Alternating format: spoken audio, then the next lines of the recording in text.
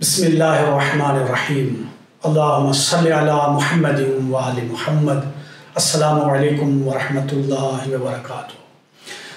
اچھی زندگی گزارنے کے لیے 5 چیزیں انتہائی ضروری ہیں، لہٰذا وہ کون سی ہیں؟ امام فرماتے ہیں کہ اچھی زندگی کے لیے 5 چیزیں جو ضروری ہیں، ان میں سے پہلی چیز جو ہے وہ وفا ہے۔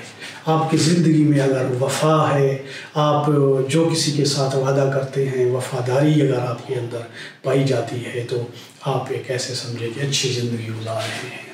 اسی طرح دوسرا جو ہے وہ پوائنٹ وہ حیا ہے۔ حیا مہم ترین جو ہے وہ ایک عنصر ہے اچھی زندگی گزارنے کے لیے۔ بے حیائی یعنی تباہی۔ اور اسی طرح حسن خلق۔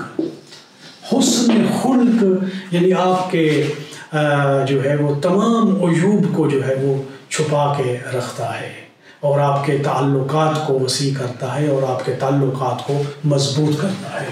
اور اسی طرح امام فرماتے ہیں چوتھی چیز ہے تدبیر امور، یعنی اپنے کاموں میں جو ہے ان میں ایک نظم ہے، ایک ترتیب ہے اور ایک تدبیر کے ساتھ، ایک فکر کے ساتھ آپ یعنی انجام دیتے ہیں تو آپ کی زندگی جو ہے وہ ایک اچھی زندگی گزار رہے ہیں۔ اور ان 5 میں سے ایک تدبیر امور ہے۔